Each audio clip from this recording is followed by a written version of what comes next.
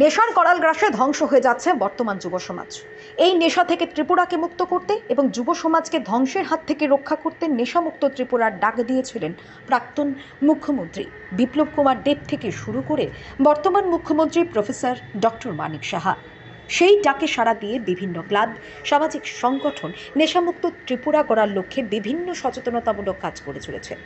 একইভাবে নেশামুক্ত ত্রিপুরার ডাকে সাড়া দিয়ে এক বিশেষ উদ্যোগ গ্রহণ করল বাণী বিদ্যাপীঠ এনএসএস ইউনিট। বিগত প্রায় এক মাস ধরে নেশামুক্ত ত্রিপুরা গড়ার লক্ষ্যে বিভিন্ন সচেতনতামূলক কর্মসূচি হাতে নিয়েছে এনএসএস ইউনিট। সোমবার এই অভিযানের অঙ্গ হিসেবে রাজধানীর বর্ডার গোলচক্কর এলাকায় নেশার কুফলগুলি সম্পর্কে জনগণকে অবহিত করে, পাশাপাশি একটি লিফলেট বিলি করে তারা। আমরা বাণী বিদ্যাপীঠ উচ্চতর বালিকা বিদ্যালয় এনএসএস ইউনিট আজকে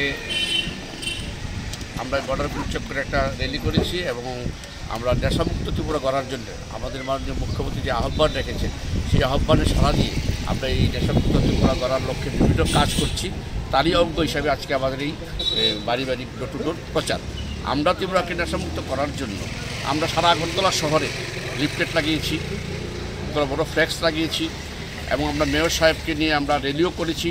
আমরা আজকে প্রায় এক মাস যাবৎ আমরা ডোর টু ডোর করছি আমাদের এই বর্ডার গোলচক্কর এলাকাতে, যাতে আমরা নেশামুক্ত ত্রিপুরা করতে পারি। হ্যাঁ, আমরা জানি না আমাদের এই ক্ষুদ্র কর্মকাণ্ড কতটুকু উপকার আসবে।